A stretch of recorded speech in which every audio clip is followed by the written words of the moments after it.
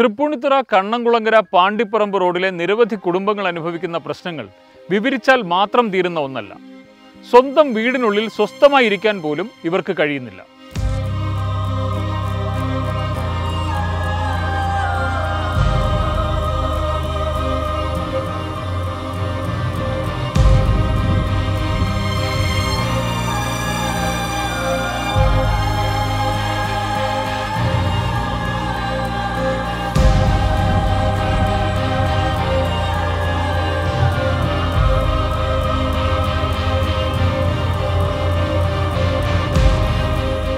നഗരസഭയുടെ മൂക്കിന് താഴെ പാണ്ടിപ്പറമ്പ് റോഡിന്റെ പടിഞ്ഞാറ് ഭാഗത്ത് കുറെ കുടുംബങ്ങൾ മൂക്കുപൊത്തിയാണ് വർഷത്തിൽ 10 മാസവും സ്വന്തം വീടിനുള്ളിൽ കഴിച്ചുകൂട്ടുന്നത്.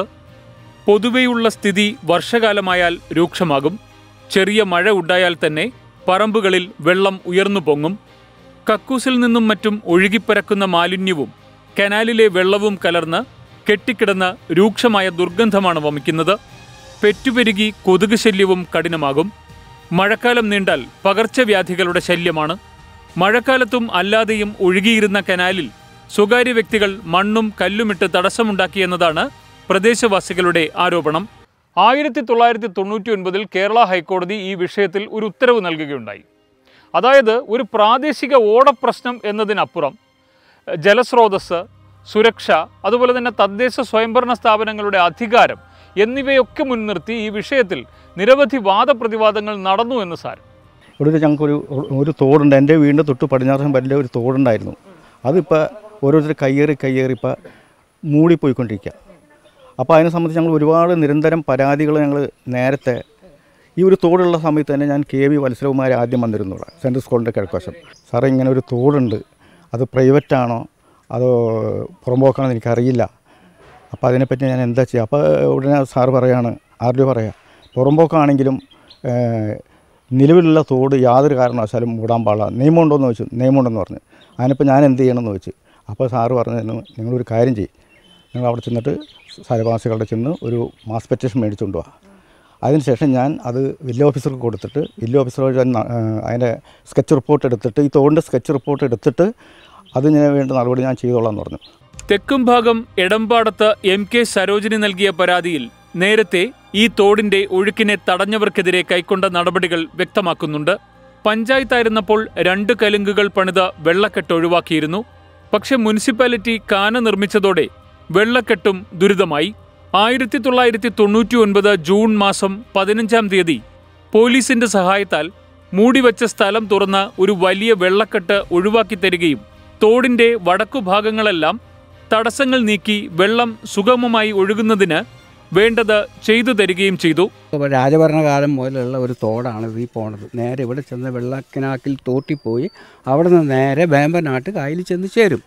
ഇത് ഇവിടെ ചില ആൾക്കാരൊക്കെ മൂടിയോടുകൂടി അന്ന് മുതൽ ഇവിടെ വെള്ളക്കെട്ടാണ്. ഇവിടെ ഇന്ന് മഴ പെയ്ത സുന്ദരമായിട്ട്, പഞ്ചായത്തായിരുന്ന കാലത്ത് 2 കലുങ്കുണ്ടായിരുന്നു. സുന്ദരമായിട്ട് ഏത് മഴ പെയ്താലും വെള്ളം ഒഴുകി ഇവിടെ നിന്ന് സുഖമായിട്ട് പോയിക്കൊണ്ടിരുന്നു. മുനിസിപ്പാലിറ്റി ആയതിനു ശേഷം ഈ കലുങ്ക് മൂടി ഇവിടെ മുഴുവൻ വെള്ളപ്പൊക്കത്തിൻ്റെ പ്രശ്നങ്ങളായി. മാത്രമല്ല, ഒന്നാമത് എന്താണെന്ന് വെച്ചാൽ റോഡിൻ്റെ കിഴക്ക് ഭാഗം റോഡിനേക്കാളും പൊങ്ങിയതാണ്, റോഡിൻ്റെ പടിഞ്ഞാറ് ഭാഗം റോഡിനേക്കാളും താന്നത്, അതിൻ്റെ പടിഞ്ഞാറ് ഭാഗം വീണ്ടും ആ പറമ്പിനേക്കാളും പൊക്കമാണ്. അപ്പോൾ ഇവിടെ നിന്ന് വരുന്ന വെള്ളം മുഴുവനും ഈ പറഞ്ഞ സ്ഥലത്ത് വന്ന് കയറി തിങ്ങാണ്. മൂടി വെച്ചതുകൊണ്ട് ഈ ഇവിടെ കാണുന്ന ചുറ്റുപാട് സ്ഥലങ്ങൾ മുഴുവനും എപ്പം നോക്കിയാലും ആകെ 3 മാസമേ കിട്ടുകയുള്ളൂ ഒഴിവ്. അത് കഴിഞ്ഞ് മുഴുവൻ വെള്ളത്തിലാണ് ഇവിടുത്തെ വീട്ടുകാർ മുഴുവനും. അതിന് പരിഹാരം കണ്ട് കോടതി ഇതേമാതിരി വിധി പറഞ്ഞു. അവിടെ തടസ്സങ്ങളൊക്കെ നീക്കി അവിടുത്തെ ജനങ്ങൾക്ക് വേണ്ടത് ചെയ്തു കൊടുക്കണമെന്ന് പറഞ്ഞിട്ട് വിധി വന്നു. മുനിസിപ്പാലിറ്റി അത് പൈപ്പിട്ട് പോലീസിൻ്റെ സഹായത്തോടു കൂടിയാണ് അന്ന് പൈപ്പിട്ടത്. ഇന്നിപ്പോൾ ആ പൈപ്പിൻ്റെ ഭാഗം മൂടിയത് കൊണ്ട് ഇപ്പോൾ രണ്ടാമത് വെള്ളത്തിൻ്റെ പ്രളയമായി. പതിറ്റാണ്ടുകളായി ഈ പ്രശ്നം ഇവിടെ നിലനിൽക്കുന്നുണ്ട്. ഇത് നിലനിൽക്കെ തന്നെ ഇവിടെ കെട്ടിയുയർത്തിയ ഒരു ഫ്ളാറ്റ് ഈ പ്രശ്നത്തിൻ്റെ ഗുരുതരാവസ്ഥയെ കുറച്ചുകൂടി രൂക്ഷമാക്കി എന്ന ആരോപണവും നാട്ടുകാർ ഉയർത്തുന്നുണ്ട്. പ്രദേശത്ത് ഒരു ഫ്ളാറ്റ് നിർമ്മാണം ആരംഭിച്ചതോടെ ഈ പ്രശ്നം രൂക്ഷമായിരുന്നു. സുഗമമായി ഒഴുകിയിരുന്ന ഒരു ചാൽ ഫ്ളാറ്റ് നിർമ്മാണത്തിനനുസരിച്ച് ദിശ മാറ്റിയ സംഭവവും ഉണ്ടായിട്ടുണ്ട്. ഇത് നിലവിലെ പ്രശ്നങ്ങൾക്ക് കാരണമായോ എന്നുറപ്പില്ല. അതേസമയം ഫ്ളാറ്റ് നിർമ്മാണ സമയത്ത് തർക്കമുണ്ടാക്കിയ അനധികൃത നിർമ്മിതികളൊക്കെ പിന്നീട് മാറ്റിയെന്നും പക്ഷമുണ്ട്. എന്നാൽ കനാലിന്റെ ഗതി മാറ്റിവിട്ടത് സത്യം തന്നെയാണ്. പണ്ട് മുതലേ ഒഴുകിക്കൊണ്ടിരിക്കുന്ന ഒരു തോടാണിത്. ഞാൻ ഇറങ്ങി നിന്നാൽ കാണില്ല, അത്രയും താഴ്ചയുള്ളതാണ്. ഇപ്പോൾ കണ്ടാൽ മനസ്സിലാവും കംപ്ലീറ്റ് നികന്ന് അവിടെ വെള്ളം പോകാൻ പറ്റാത്ത വിധത്തിൽ ഒരു ഫ്ലാറ്റ് വന്നിട്ടുണ്ട്. ഫ്ലാറ്റുകാർ ആ പറമ്പ് നികത്തി അതിന് കേസിലുമായിട്ട് പണിത്. പക്ഷേ ആ പണിതേക്കണത് ഇപ്പോൾ നിലവിലുള്ള ഭൂമിയേക്കാളും പൊക്കിയാണ് പണിതേക്കണത്. അപ്പോൾ ഇവിടെ ഒഴുകി വെള്ളം പോകുന്നില്ല, ആ വെള്ളം ഇവിടെ കെട്ടിക്കിടക്കുകയാണ്. അതുകൊണ്ടാണ് ഇവിടെ അത് ഒന്ന്. രണ്ടാമത് അതിൻ്റെ അപ്പുറത്ത് നേരത്തെ പൈപ്പിട്ടിൻ്റെ കേസ് കോടതി വഴി പൈപ്പിട്ടിട്ടുണ്ട്. അതിൽ വെള്ളം പോകാത്തത് ബ്ലോക്ക് ചെയ്തേക്കാണ്. അതിൽ നിന്ന് ആ ബ്ലോക്ക് ഒഴിവാക്കി മുനിസിപ്പാലിറ്റി ഒരു നല്ല രീതിയിൽ വെള്ളം പോകുന്ന രീതിയിലാക്കി തരണം. അതാണ് നമ്മളുടെ ആവശ്യം. ഇവിടെ ഉണ്ടായിരുന്ന ഒരു കനാൽ മണ്ണിട്ട് മൂടുകയും അവിടെ നിർമ്മാണ പ്രവർത്തനങ്ങൾ നടത്താൻ ശ്രമിക്കുകയും ചെയ്തപ്പോൾ അത് നാട്ടുകാർ തടഞ്ഞു. അന്ന് ആ കേസ് കോടതിയിൽ തീർപ്പ് കൽപ്പിക്കപ്പെടുകയും മാധ്യമങ്ങൾ റിപ്പോർട്ട് ചെയ്യുകയും ചെയ്തിരുന്നു. കോടതിയിൽ നിന്നാണ് പൈപ്പെടുത്ത പോലീസുകാരെ നിർത്തിയിട്ട് ആംഗ്ലമാർ ചെയ്തതാണ് കേസ് വിധിയായപ്പോൾ. അതെല്ലാം മൂടി കരിങ്കല്ല് വെച്ച് അതിനുള്ള ആൾക്കാരുണ്ട് അവിടെ. എൻ്റെ വെള്ളക്കെട്ടായിട്ട് ഈ പ്രദേശത്ത് ഒന്നും ചെയ്യാൻ പറ്റില്ല, ഇങ്ങോട്ട് കടക്കാൻ പോലും പറ്റില്ല. എനിക്ക് വഴിയില്ല. ആ വഴിയില്ലാത്തതുകൊണ്ട് കാന മുനിസിപ്പാലിറ്റി ചെന്ന് പറഞ്ഞപ്പോൾ കാന പണിത് സ്ലാബ് ഇട്ട് കൊടുക്കാമെന്ന് പറഞ്ഞു. അതൊരു വിഷമം എനിക്കുണ്ട്. ഇതിലേക്കൊന്ന് കടക്കണ്ട ഞങ്ങൾക്ക്, അതുപോലും ഇല്ല. ആ ഒരു വിഷമമാണ് എനിക്ക്. ഇനി 10-78 വയസ്സായി നാളെ ചത്തോയാൽ എൻ്റെ മക്കൾക്ക് ഞാൻ എങ്ങനെ വീതിക്കും പറ. പ്രശ്നത്തിന് പരിഹാരം തേടി ഞങ്ങൾ ആദ്യം സമീപിച്ചത് നഗരസഭാ അധ്യക്ഷ ചന്ദ്രിക ദേവിയാണ്. അവർ ഈ പ്രശ്നത്തിൽ വളരെ ക്രിയാത്മകമായി ഇടപെടുകയും നിരവധി തവണ ഈ പ്രശ്നത്തിന് ഒരു പരിഹാരമുണ്ടാക്കാൻ ശ്രമിക്കുകയും ചെയ്ത പൊതുപ്രവർത്തക കൂടിയാണ്.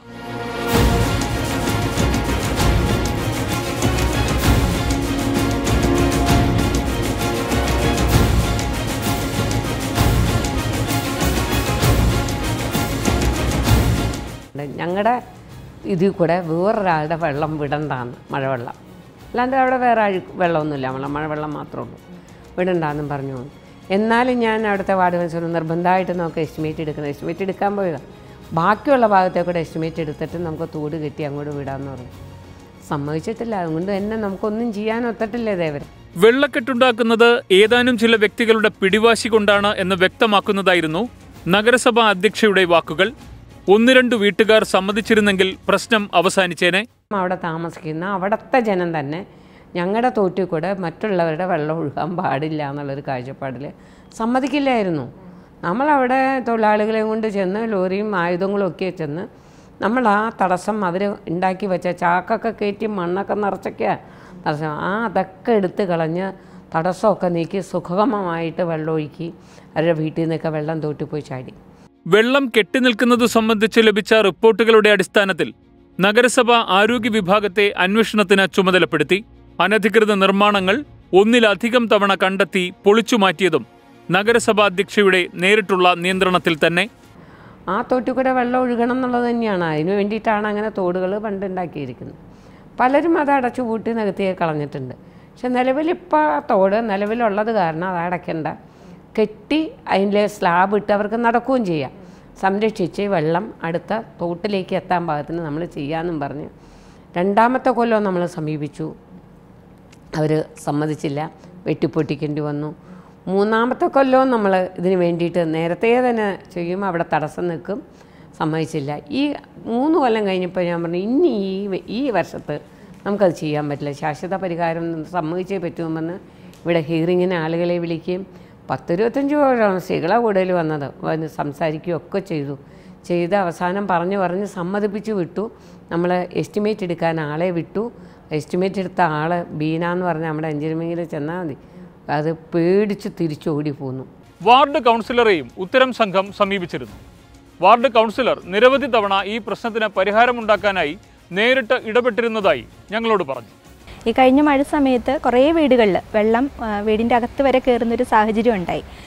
അപ്പോൾ എല്ലാ വർഷവും എന്താ ചെയ്യുകയെന്ന് വെച്ചാൽ മഴ വരുമ്പോൾ ആ തോട് ക്ലീൻ ചെയ്ത് വെട്ടിപ്പൊളിക്കുക, വെള്ളം ഒഴുക്കി വിടുക എന്നുള്ളൊരു സാഹചര്യമാണ് എല്ലാ വർഷവും ഉണ്ടാകുന്നത്. അപ്പോൾ ഈ നമ്മുടെ 2015-20 കാലഘട്ടത്തിലുള്ള ഈ ഇതിൽ നമ്മളെല്ലാ വർഷവും ഇതിങ്ങനെ ചെയ്തുകൊണ്ടിരിക്കുന്നത് നല്ലൊരു നടപടിയല്ല എന്നുള്ള തീരുമാനത്തിലാണ് അവരെ എല്ലാവരെയും വിളിച്ചു കൂട്ടി. അതായത് രണ്ട് കൂട്ടരുടെ ഭാഗത്തെയും വിളിച്ചു കൂട്ടി നമ്മളൊരു മീറ്റിംഗ് ചെയർപേഴ്സൻ്റെ ചേംബറിൽ കൂടി.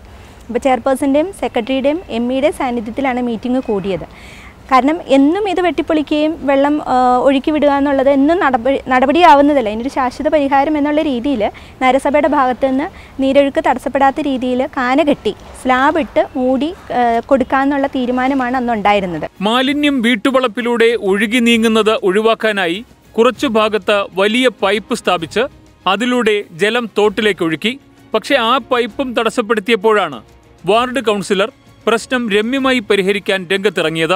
നമ്മൾ ചെയ്യാൻ തയ്യാറാണ്. അത് കാരണം ഈ ഒരു 3 വർഷമായിട്ട് നിരന്തരമായിട്ട് ഇതിനു വേണ്ടിയിട്ട് പരിശ്രമിച്ചുകൊണ്ടിരിക്കുക. അതിനൊരു ശാശ്വത പരിഹാരം, കാരണം 2 കൂട്ടർക്കും ബുദ്ധിമുട്ടില്ലാത്ത രീതിയിൽ അത്, കാരണം അവർക്കും ബുദ്ധിമുട്ടാണ്. ഈ മഴക്കാലം വന്നു കഴിഞ്ഞാൽ തടസ്സം നിൽക്കുന്നവർക്കും ഇനി വെള്ളക്കെട്ടിൻ്റെ രൂക്ഷത അനുഭവിക്കാൻ പോകുന്നതേ ഉള്ളൂ. അപ്പം ആർക്കും ബുദ്ധിമുട്ടില്ലാത്ത രീതിയിൽ അതിനൊരു ശാശ്വത പരിഹാരം എന്നുള്ള രീതിയിലാണ് കാന കെട്ടി കവറിംഗ് സ്ലാബ് വരെ ഇട്ട് കൊടുക്കാമെന്ന് നഗരസഭ പറഞ്ഞിരിക്കുന്നത്. ചെറിയ തോടിലൂടെ ഒഴുകുന്ന ജലം വലിയ മറ്റൊരു കനാലിലേക്ക് ചെന്നു ചേരേണ്ടതുണ്ട്. ഈ ചെറിയ തോടിൻ്റെ ഏകദേശ അവസാന ഭാഗം 2 സ്വകാര്യ വ്യക്തികളുടെ ഭൂമിയിലൂടെയാണ് കടന്നു പോകുന്നത്. ഈ പ്രദേശത്തെത്തുമ്പോൾ ഈ തോടിൻ്റെ ഒഴുക്കിനെ അവർ തടയുന്നു എന്നതാണ് നാട്ടുകാരുടെ പ്രധാന പ്രശ്നം. ഉത്തരം സംഘം ആരോപിക്കപ്പെടുന്ന വിവാദ ഭൂമിയിലെത്തി. ചില മുൻവിധികളോടെയാണ് അവർ ഉത്തരം സംഘത്തെ സമീപിച്ചത്.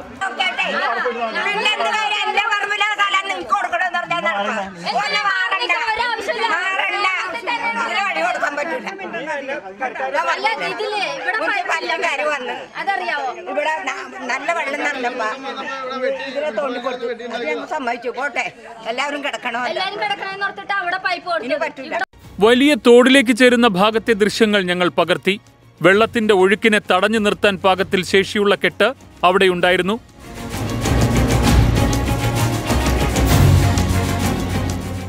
ഇത്തരം കെട്ടുകളെയാണ് നേരത്തെ നഗരസഭ ഇടിച്ചു കളഞ്ഞത്. എന്നാൽ ഇനിയും എതിർപ്പ് തുടരുന്നതിനാൽ നഗരസഭ വിഷയത്തിൽ അയഞ്ഞ മട്ടിലാണ്.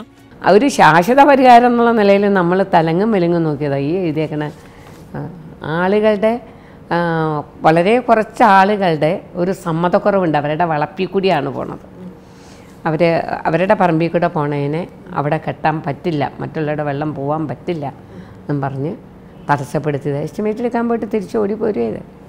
രേഖകൾ പ്രകാരം തങ്ങളുടെ കൈവശമുള്ള, തങ്ങൾക്ക് ഉടമസ്ഥാവകാശമുള്ള ഭൂമിയിലൂടെ മറ്റുള്ളവരുടെ അഴുക്ക് ഒഴുകി പോകണ്ട എന്ന നിലപാടിലാണ് ഭൂ ഉടമകൾ. ഇതിന് വഴിവിടാൻ പറ്റില്ല. ഞങ്ങളുടെ സ്ഥലമാണിത്. ആധാരം കാണിക്കണോ? ഇപ്പ ഞങ്ങളുടെ ആധാരം കാണിക്കണോ? ആർത്തിന്റെ സ്ഥലത്തിന്റെ അഴുക്കുജൽ സംവിധാനങ്ങളും സ്വാഭാവികമായ ജല ഒഴുക്കുള്ള കനാൽ സംവിധാനങ്ങളുമൊക്കെ ഏതാണ്ട് ഇങ്ങനെ തന്നെയാണ് പ്രവർത്തിക്കുന്നതെന്നാണ് നഗരസഭയുടെ പക്ഷം. വേണ്ടി വന്നാൽ നിർബന്ധപൂർവം ചില പരിഷ്കാരങ്ങൾ ഇക്കാര്യത്തിൽ നടത്താൻ അധികാരമുണ്ടെന്നും നഗരസഭ വാദിക്കുന്നു. ജനപ്രതിനിധികൾക്കും ഏതാണ്ട് ഇങ്ങനെ തന്നെയാണ് അഭിപ്രായം. നമുക്ക് ഒരു നിയമമുണ്ട്. ഇങ്ങനെ അപകടകരമായൊരു കാലാവസ്ഥയിലും ആ സ്ഥലത്ത് മരം വെട്ടാൻ മുൻകൂട്ടി അനുമതി മേടിക്കേണ്ട പോലെ തോടോ ഇങ്ങനെ വെള്ളക്കെട്ടിട്ടുണ്ടെങ്കിൽ അതൊക്കെ അപ്പം തന്നെ നികത്തി അവർക്ക് വെള്ളക്കെട്ടൊക്കെ ഒഴിവാക്കി കൊടുക്കുക എന്നുള്ളൊരു ഓർഡർ എല്ലാ തദ്ദേശ ഭരണത്തിനും ഉള്ളതാണ്. രമ്യമായി വിഷയം പരിഹരിക്കപ്പെടണം എന്ന നിലപാടിലാണ് നഗരസഭ. ജനപ്രതിനിധികളും ഏതാണ്ട് ഇതേ അഭിപ്രായത്തിൽ തന്നെ. പരിഹാരമുണ്ടാവേണ്ട ഭാഗത്ത് ഭൂമിയുടെ ഉടമസ്ഥർ നിസ്സഹകരിച്ച് തന്നെയാണ് പ്രതികരിക്കുന്നത്. കൃത്യമായ ഉത്തരങ്ങളില്ല. ഞങ്ങളുടെ അന്വേഷണങ്ങൾക്ക് പകരം പരിഹാരം നിർദ്ദേശിച്ച് അവർ ഒഴിഞ്ഞുമാറി. അപ്പൊ അവിടെ നിന്ന് വരുന്ന വെള്ളം എങ്ങനെ പോകും? അതാ വഴി നോക്കി കിടക്കണേ. ഈ കെട്ടിടം വെച്ചതാണ്. അതിലുണ്ട് വഴി. ഇതിലാണ് ഈ ഫ്ലാറ്റിന്റെ വഴി കൂടി. ഫ്ളാറ്റ് നിർമ്മാണത്തിനിടെ കാന അടഞ്ഞുപോയി എന്ന ന്യായമാണ് അവർ ഇപ്പോഴും ഉയർത്തുന്നത്. അതേസമയം നിലവിലെ പ്രശ്നത്തിന്റെ അടിസ്ഥാനം ആ കാനയുടെ രൂപമാറ്റം മാത്രമല്ല, ഉയർന്ന പ്രദേശത്തു നിന്നും താഴ്ന്ന ഭാഗത്തേക്ക് വെള്ളമൊഴുകുന്നതിന്റെ ഏറ്റവും സുപ്രധാനമായ ഭാഗം ഇതുതന്നെയാണ്. മുട്ടോളം വെള്ളത്തിലാണ് അന്ന് മുതൽ അവർ മഴക്കാലത്ത് ആ വഴി കടന്നുകൊണ്ടിരുന്നത്. പിന്നീട് അവിടെ ഒരു വലിയ പൈപ്പ് നഗരസഭയുടെ ഭാഗത്തു നിന്ന് അവർ ഇട്ട് കൊടുത്തിട്ടുണ്ട്. പക്ഷേ ആ പൈപ്പുമായിട്ട് ഈ ഒരു കണക്ഷൻ ഏതാണ്ടൊരു കുറച്ച് ഭാഗം കൂടെ യോജിപ്പിച്ച് കഴിഞ്ഞ് ഈ ഒരു പ്രശ്നത്തിനെല്ലാം പരിഹാരമാണ്. പക്ഷേ ഇതെന്താ സംഭവം എന്ന് വെച്ച് കഴിഞ്ഞാൽ ഇതെല്ലാം സ്വകാര്യ വ്യക്തികളുടെ പറമ്പിലൂടെയാണ് പോയിക്കൊണ്ടിരിക്കുന്നത്. അയൽക്കാരുടെ ഒരു തർക്കമായി മാത്രം ഈ വിഷയത്തെ ലഘൂകരിക്കാൻ കഴിയില്ല.